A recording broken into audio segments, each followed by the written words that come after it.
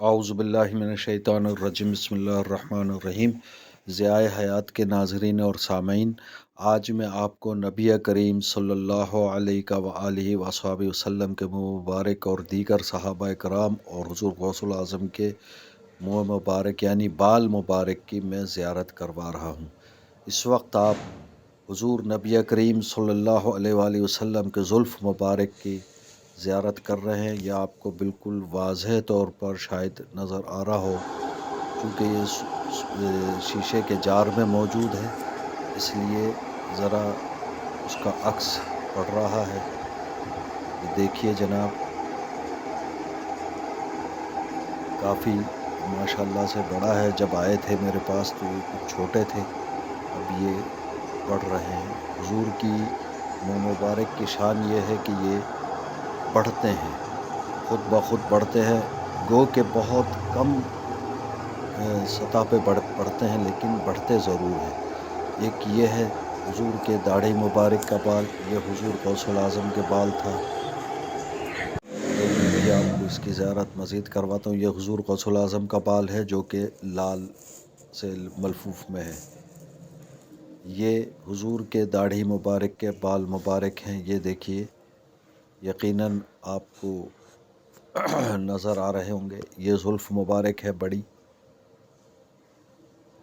یہ کافی طویل ہو چکی ہے الحمدللہ میرے پاس۔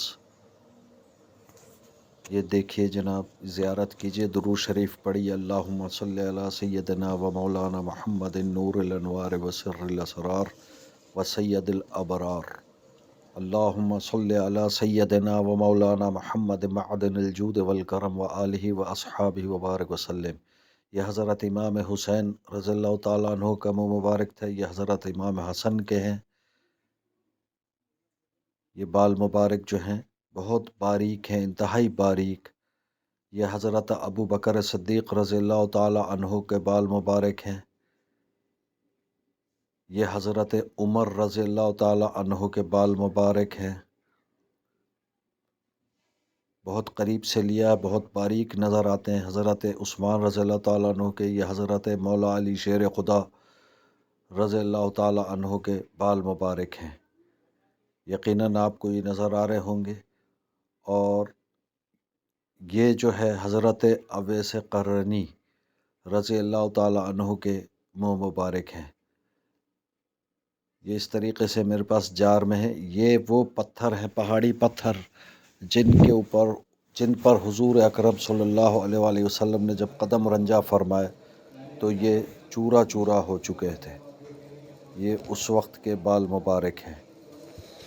دعا فرمائے کہ اللہ تعالی ہم سب کو